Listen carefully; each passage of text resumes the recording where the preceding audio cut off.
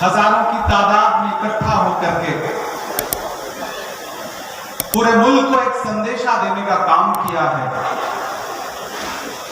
मुस्लिम पसंदा board का शुक्रिया अदा करूंगा और खुसूसी तौर पर शुक्रिया अदा करूंगा मोहतरम अदीब साहब का। उन्होंने मुझे हुक्म दिया कि आपको हाजिर होना है, उनका हुक्म था, हम आपके बीच में है। और इस बारिश में भी मुझे एक वक्त तो ऐसा लगा था कि शायद प्रोग्राम नहीं हो पाएगा। जब मैं एयरपोर्ट पे लैंड किया तो पता चला कि जोरों की बारिश है, लेकिन ये रांची है, न यह किसी साजिश से डरता है न बारिश से डरता है। मेरे कानों में तो आज भी वो नारा है चुनाव के दौरान जो यहां से लगता था, देखो झारखंड झुकेगा नहीं। वो जो नारा था वो अब भी मेरे कानों में है। सलाम है आपको झारखंड वालों। थोड़ी देर आपसे मुखातिब हूं। कभी कैफी आजमी ने कहा था कि ये जमीन तब भी निगल लेने पे आमादा थी। थोड़ी देर के लिए भैया अब चुप हो जाए, आप बैठो सब कर लेंगे।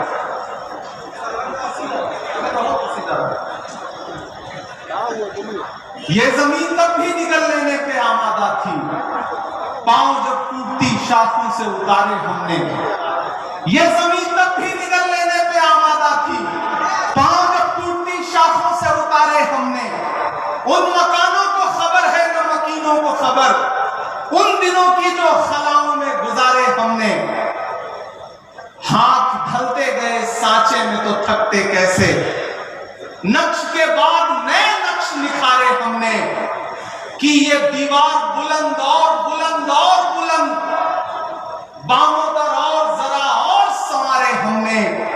आंधियां तोड़ लिया करती थी शम्मों की लवें, जड़ दिए इसलिए बिजली के सितारे हमने।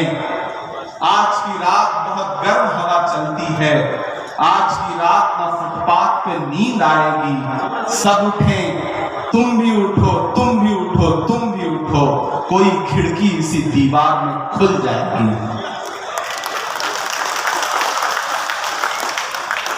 एक बिल आया देश की पार्लियामेंट में, और सिर्फ आया ही नहीं, चूंकि ताकत उनके पास थी, संख्या बल उनके पास था, वो बिल पास भी हुआ। वो बिल और उस बिल का मकसद है कि हमारे पुरखों ने जो जमीनें दान की हैं, उन जमीनों को लूट करके नरेंद्र मोदी जी अपने धन्ना सेठ दोस्तों को बेचना चाहते हैं। उस बिल का मकसद यह है, उस बिल का मकसद यह है कि आपकी इबादतगाहें, आपकी खानगाहें, आपकी दरगाहें महफूज न रह जाएं, आप उसी में उलझे रहें।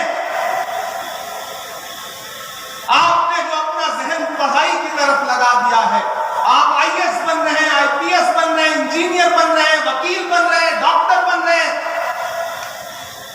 तो एक सिस्टम है जो चाहता है कि आपका जहन उससे हटे और आप अपना सारा जहन इधर लगा दें, ताकि आप उस सिस्टम का हिस्सा ना बन सके।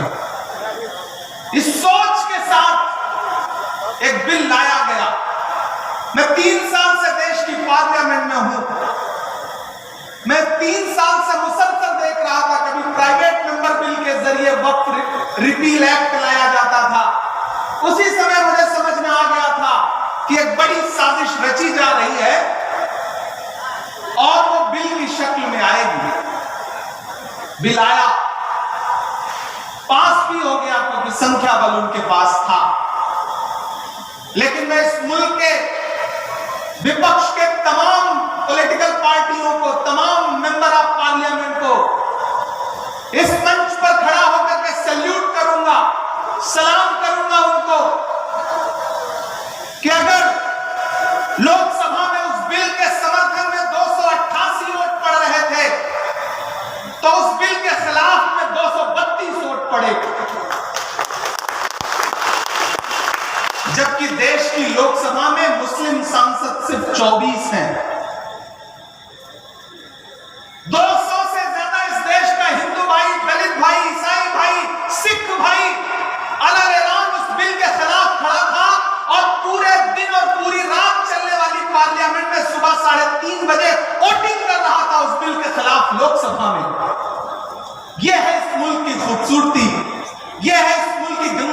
तहजीब।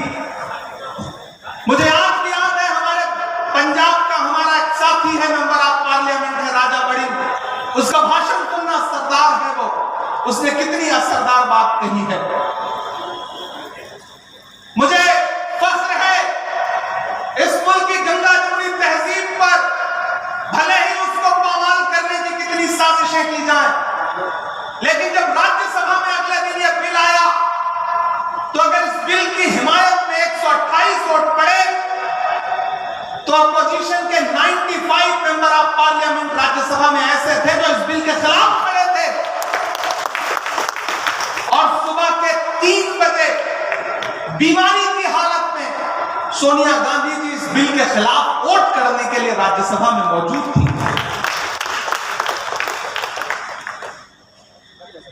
हमी को कातिल कहेगी दुनिया, हमारा ही कत्लेआम होगा।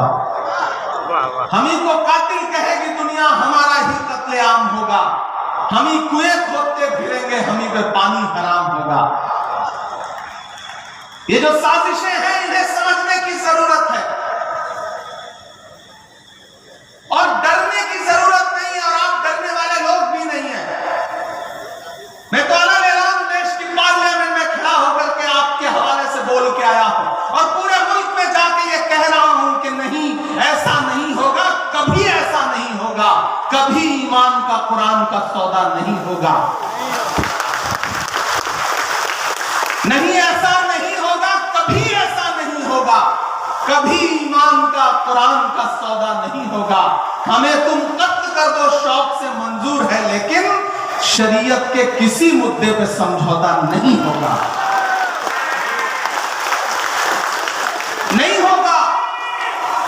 लेकिन एक बात मैं यहां खड़ा होकर कहना चाहता हूं, मुस्लिम पर्सनल बोर्ड के तमाम जिम्मेदारान बैठे हैं, हमारे तमाम सियासी साथी बैठे हैं, कि हुकूमतों ने आपको परेशान करने के लिए, आपको पामाल करने के लिए अपने तरीके बदल दिए हैं, अपने हथियार बदल दिए हैं, तो आपको भी लड़ाई के तरीके बदलने पड़ेंगे। आपको अपनी लड़ाई के तरीके बदलने पड़ेंगे, आपको अपनी भाषा बदलनी पड़ेगी। मैं बहुत जिम्मेदारी से यह बात कह रहा हूं, और यह बात इसलिए कह रहा हूं कि मैं रांची में खड़ा हूं। यह वह सरजमीन है जहां तकरीबन 3.5 साल मौलाना अबुल कलाम आजाद ने नजरबंद रह करके गुजारा है। इन आबो हवाओं में, इन फजाओं में मौलाना आजाद की खुशबू है, यहां उनके एहसास है। मैं इसलिए यहां खड़ा होकर के यह बात कह रहा हूं। मैंने जब देश की पार्लियामेंट में अपनी तकरीर शुरू की थी, तो उस समय भी मौलाना आजाद से शुरू की थी।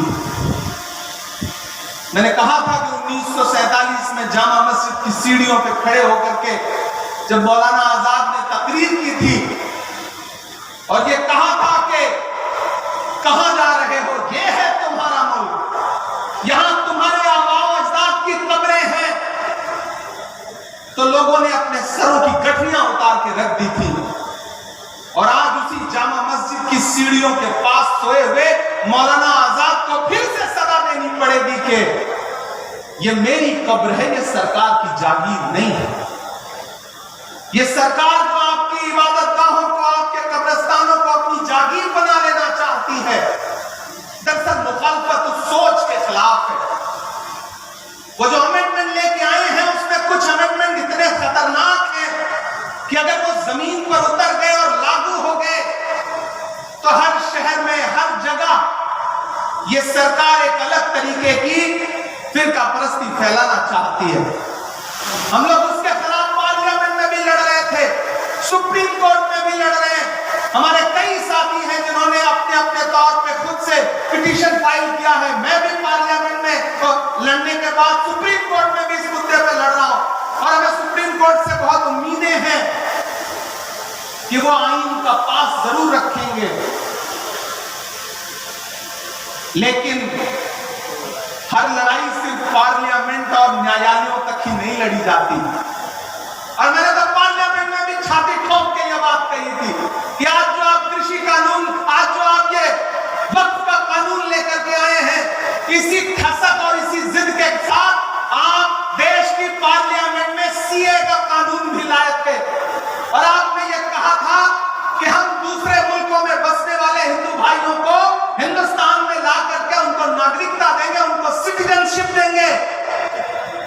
लेकिन मैंने उनकी पोल खोलते हुए यह बात कही थी कि पिछले 10 साल में 2000 हिंदू भाई भी आपसे नागरिकता मांगने के लिए नहीं आए। इसके उलट 15 लाख हिंदुस्तानियों ने पिछले 10 साल में हिंदुस्तान की सिटीजनशिप छोड़ दी, दूसरे मुल्कों में जाकर के बस गए। यह अंजाम हुआ है उस कानून का। ऐसे ही कृषि कानून लेकर के आए थे, उसके फायदे गिनवाए थे पूरे मुल्क को उन्होंने। लेकिन आपको याद होगा, मैं सलाम करूंगा अपने देश के किसानों को कि उन्होंने दिल्ली की सरहद पर आकर के अपने तंबू गाड़ दिए। 700 किसान शहीद हो गए और एक दिन मजबूर होकर के देश के प्रधानमंत्री को अपने रूधे गले के साथ देश से कहना पड़ा कि हम कृषि कानून वापस ले रहे हैं। यह अंजाम हुआ उस कानून का। तो आप ये मत समझिए कि देश की पार्लियामेंट में कानून उन्होंने पास कर दिया तो अब आप खामोश होकर बैठ जाएंगे। नहीं, देश का आईन आपको ताकत देता है, आपको इजाजत देता है और आपसे कहता है कि अगर कोई कानून आवाम के खिलाफ है तो उस पर बात होनी चाहिए, एहतजाज होना चाहिए।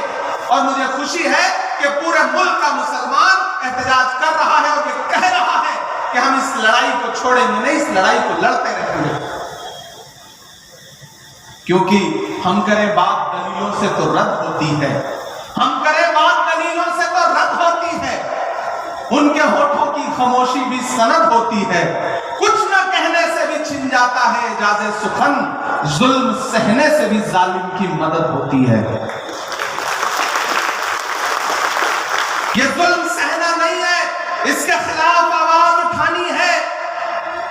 क्योंकि इसी जमीन में जो खुददारी बोई है मौलाना अबुल कलाम आजाद ने। मैं आज रास्ते में आ रहा था तो मैं दिल्ली के जामा मस्जिद में 1947 में उनका दिया गया भाषण, उनकी तकरीर पढ़ रहा था। तो मुझे लगा कि जब मैं वहां खड़ा होऊंगा तो मैं दोनों को कैसे एक दूसरे से कनेक्ट करूं।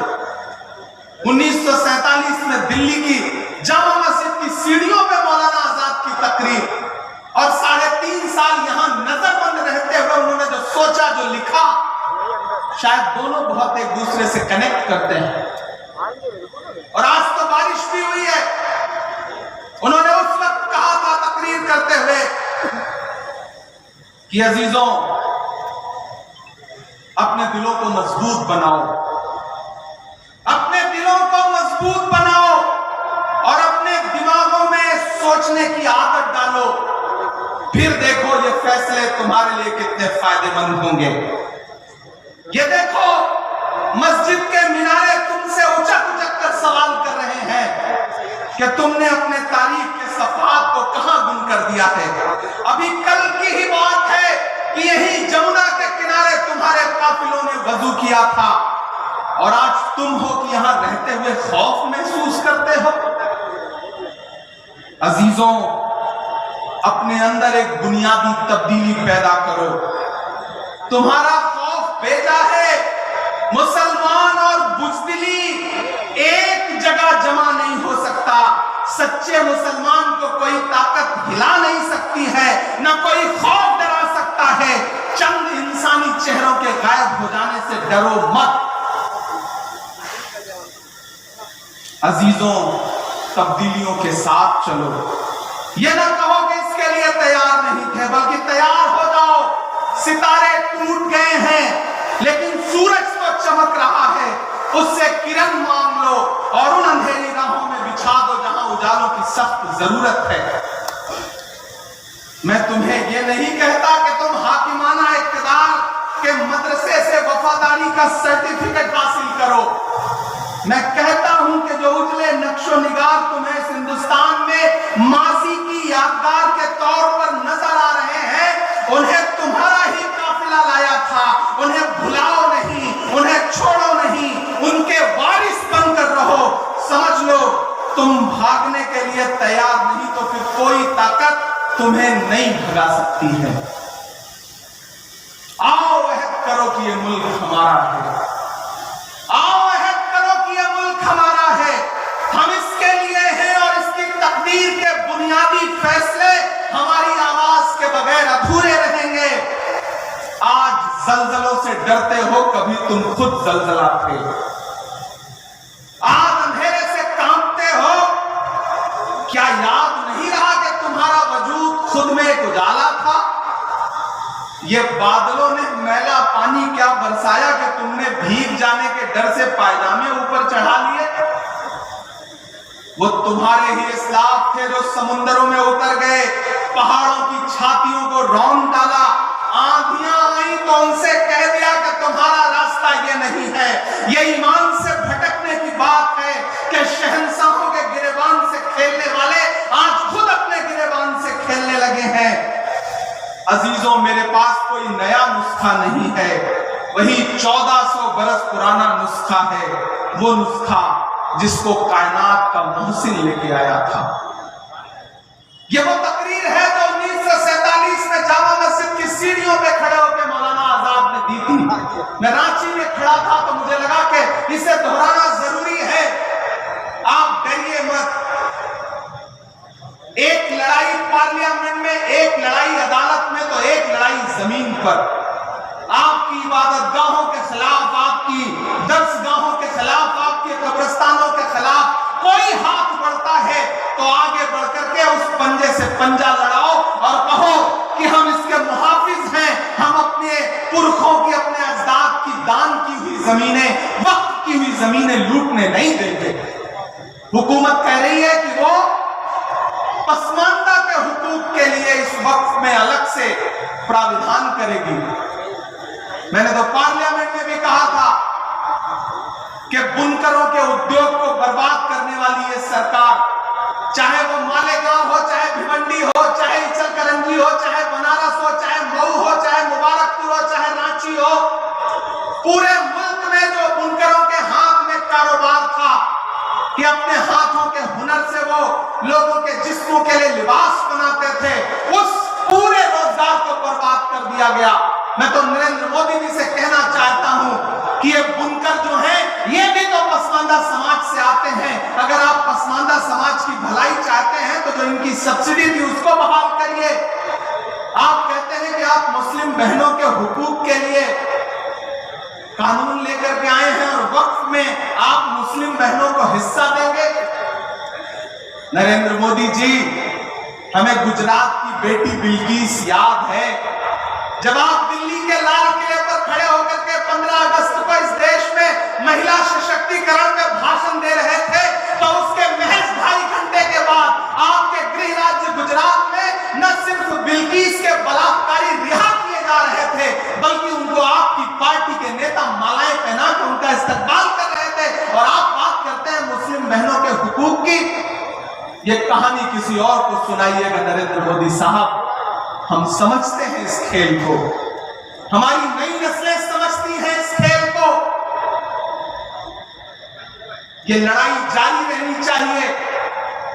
रांची वालों, एक बात याद रखना कि जब वक्त पे कोई लड़ाई लड़ी जाती है तो जीत उसमें यकीनन हमारी होती है।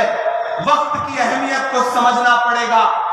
जो अखबार सुबह 5 रुपए का एक बिकता है, शाम होते होते वही 5 रुपए का 1 किलो मिलता है। वक्त की अहमियत को समझना पड़ेगा। खामोश मत होइएगा, डरिएगा मत, क्योंकि जब तक शेर अपनी कहानियां खुद लिखना नहीं सीखेंगे तब तक अपनी कहानियों में शिकारी खुद को महान बताते रहेंगे। हर प्लेटफॉर्म पे आवाज उठाइए, बाबा से बुलंद बोलिए। इस देश के सिख भाई, इस देश के आदिवासी भाई, इस देश के दलित भाई, इस देश के पिछड़े और इस देश के अमन पसंद फॉरवर्ड क्लास के लोग भी आपके साथ हैं। वो इस लड़ाई में आपकी बाट जोड़ रहे हैं और आपका साथ देने के लिए तैयार हैं। और मैं जिस पार्टी से आता हूं उसका माइनॉरिटी डिपार्टमेंट का नेशनल चेयरमैन होने की हैसियत से भी कह रहा हूं कि आने वाले दिनों में जब भी सरकार बदलेगी, मैं यकीन दिलाता हूं आप सारे लोगों को कि पहली फुर्सत में जब भी हुकूमत बदलेगी, ये जो भी आईन के खिलाफ जाकर के अमेंडमेंट लाए हैं, इसको एक झटके में फिर उसी बदलने का काम इंडिया गठबंधन करेगा, कांग्रेस पार्टी करेगी, हम आपको भरोसा दिलाते हैं। इसलिए बिल्कुल मायूस मत होइए, मायूसी कुफ्र है। हम लड़ेंगे, अपनी जमीनों की हिफाजत करेंगे, अपनी दरसगाहों की हिफाजत करेंगे, अपनी खानकाहों की हिफाजत करेंगे, अपने कब्रिस्तानों की हिफाजत करेंगे। कोई हुकूमत, कोई सरकार हमसे छीन नहीं सकती। और अभी हफीजुल भाई ने तो भरोसा भी दिलाया, यहाँ के चीफ मिनिस्टर साहब भी, हेमंत सोरेन साहब भी इस चीज को लेकर के संजीदा हैं। तो कम से कम कर्नाटक हो, तेलंगाना हो, झारखंड हो, ऐसे कई सूबे हैं जहां भाजपा की नफरत वाली सोच के बरक्स एक नई सेकुलर सोच खड़ी है, जो उनके किसी भी कानून के खिलाफ, जो कानून अवाम के हक में नहीं है, उसको अपने यहां इंप्लीमेंट नहीं होने देगी। हम आपको भरोसा दिलाते हैं। आपने बहुत लंबी तकरीरें सुनी है, बहुत ज्यादा बात नहीं करनी है, बस आपका इस बात के लिए शुक्रिया अदा करना है कि आप इस बारिश में भी हजारों की तादाद में यहाँ इकट्ठे हुए। कोई आंधी, कोई तूफान, कोई बारिश अगर आपको रोक नहीं पा रहा है, तो फिर ये आपका जज्बा ही हमारी ताकत है। ये जो हमारे मुस्लिम पर्सनल लॉ बोर्ड के जो तमाम बुजुर्ग बैठे हैं, ये आपके हौसले की बुनियाद पर लड़ रहे हैं। इन्होंने अपनी उम्र जी ली है, लेकिन ये अपने आने वाले मुस्तकबिल के लिए लड़ रहे हैं, अपने नए नस्ल के बच्चों के लिए लड़ रहे हैं।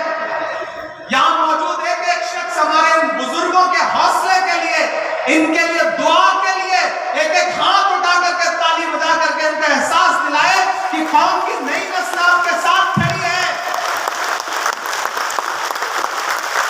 आप पूरे मुल्क में इस आंदोलन की अलग जगा के रखिए, इंकलाब करता करके रखिए।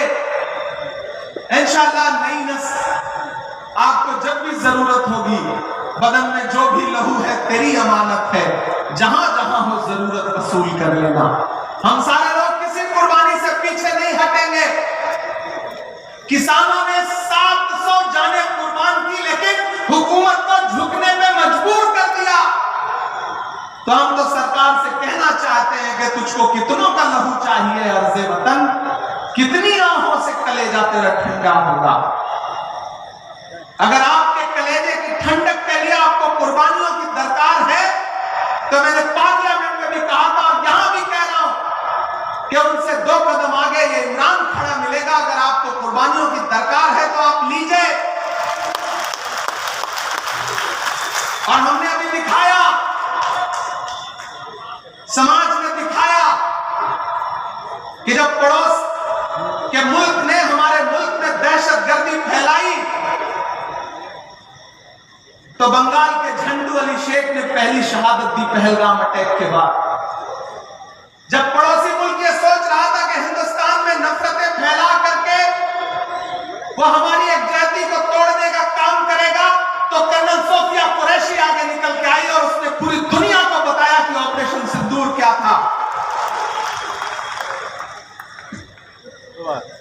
जब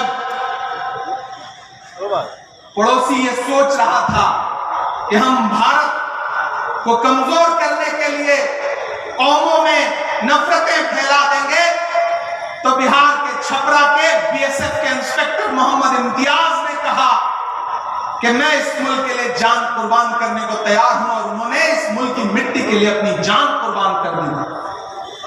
और जवाब दे दिया उनको जिन्होंने कहा था कि पंचर बनाते हैं लोग। याद है वो जुमला? कहा था ना कि पंचर बनाते हैं लोग। लेकिन इस कौम ने बता दिया, इस समाज ने बता दिया कि नहीं साहब, हम सिर्फ पंचर नहीं बनाते हैं। मैंने तो एक शेर कहा उस दौरान कि ये किसने कह दिया तुमसे कि बस पंचर बनाते हैं? ये किसने कह दिया तुमसे कि बस पंचर बनाते हैं? वतन पे हंस के जो कट जाएं ऐसे सर बनाते हैं। वो चाहे ब्रिगेडियर उस्मान हो या वीर अब्दुल हमीद हो, जब भी आपको जरूरत पड़ी है हम 2 कदम आगे खड़े मिले, तो हम यहां से खड़े कि इतना जुल्म मत करिए। ये बड़े भोले भाले लोग हैं, खुदा ने इनके हाथों में हुनर दिया है, अपने हाथों के हुनर की बुनियाद पर अपने लिए दो रोजी और रोटी का जुगाड़ करते हैं, मेहनत करते हैं, कमाते हैं। इनको कम से कम सुकून से मस्जिदों में इबादत करने दीजिए, खानकाहों में बैठने दीजिए, दरसगाहों में पढ़ने दीजिए और सुकून से कब्रों में सोने दीजिए। हमारी कब्रों पे बुलडोजर मत चलाइए। हम आपसे ये मुतालबा करते हैं और हमें डराइए मत। मत समझना डराने से डर जाएंगे, अब के सारी हदों से गुजर जाएंगे। मत समझना डराने से डर जाएंगे, अब के सारी हदों से गुजर जाएंगे। मौत के नाम का खौफ देता है, क्यों? मौत जिस रोज आएगी मर जाएंगे।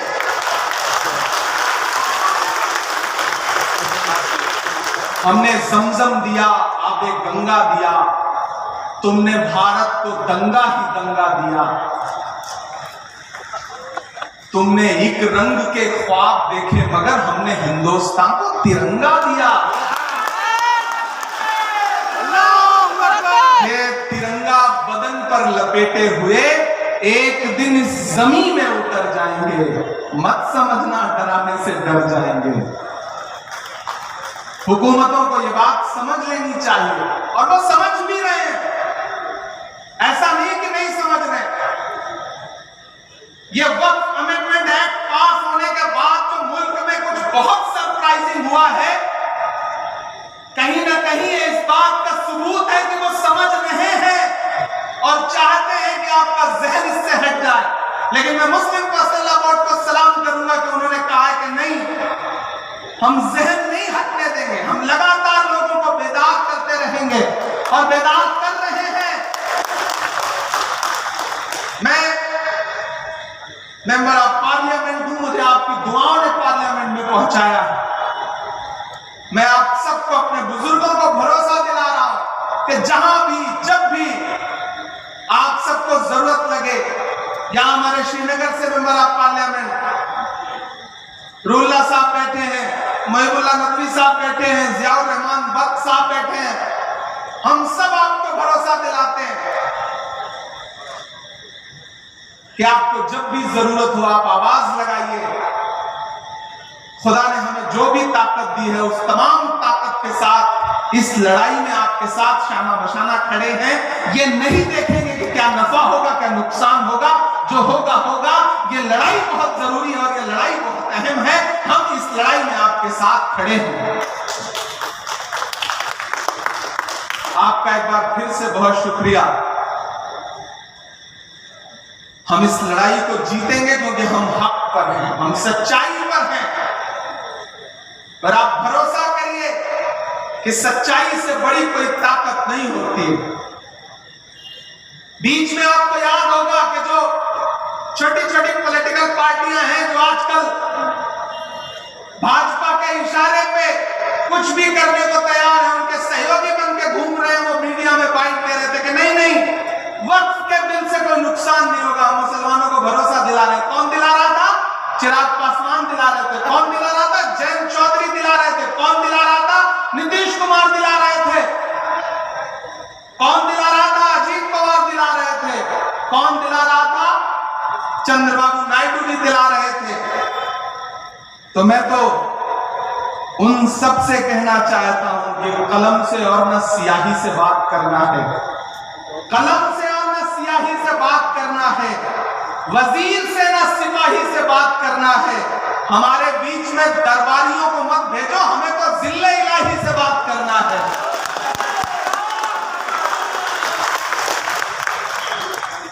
हम हुकूमत से सीधे कह रहे हैं कि आप आईन को कुचलिए मत। डॉक्टर बाबा साहब अम्बेडकर का लिखा हुआ है जो आईन है, ये जो संविधान है, उसका आर्टिकल 14 हो, आर्टिकल 26 हो, आर्टिकल 30 हो, वो इस मुल्क के हर शहरी को, हर नागरिक को ये इजाजत देता है कि वो जैसे चाहें वैसे पूजा कर सकते हैं, इबादत कर सकते हैं, अपने इबादत गाहें बना सकते हैं, अपने गुरुद्वारे बना सकते हैं, मंदिर बना सकते हैं, मस्जिद बना सकते हैं। आप कर रहे हैं। नरेंद्र मोदी जी की बड़ी एक ऐसी बात आपको बताता हूं कि आपको लगेगा कि हाँ, ये भी एक पहलू है।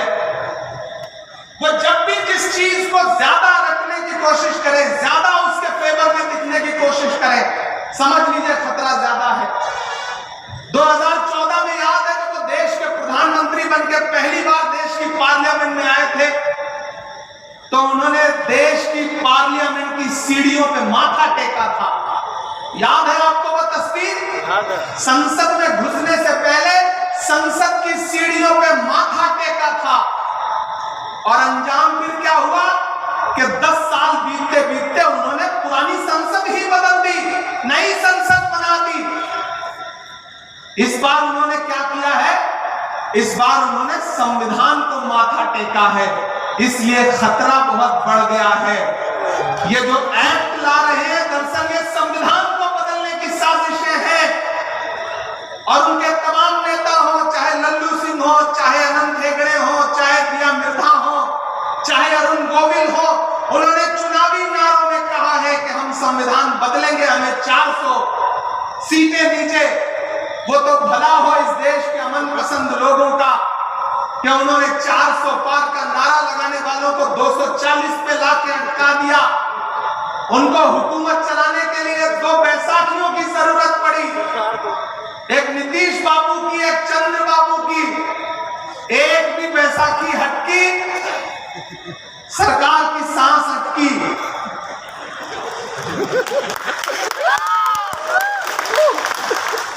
इसलिए जब हुकूमत ये दिखा रही है कि वो बहुत ताकतवर है, वो जो चाहे वो कर सकती है, तो आप ये समझ लीजिए कि हाकिम डरा हुआ है। डरा हुआ इंसान आवाम को ज्यादा डराने की कोशिश करता है, इसलिए डरना नहीं है, बिल्कुल डरना नहीं है। हुकूमत की आंख से आंख मिला के कहना है कि मैं ये नहीं कहता कि मेरा सर न मिलेगा, मैं ये नहीं कहता कि मेरा सर न मिलेगा, लेकिन मेरी आंखों में तुझे डर न मिलेगा। पूरी दुनिया में उथल पुथल मची है, पूरी दुनिया में उथल पुथल मची है। इसलिए अपना किरदार दुरुस्त करो, दुआओं की सदाएं बुलंद करो, हक पर रहो। जो हक पे होगा, उस हक के रास्ते में बड़ी ताकत है।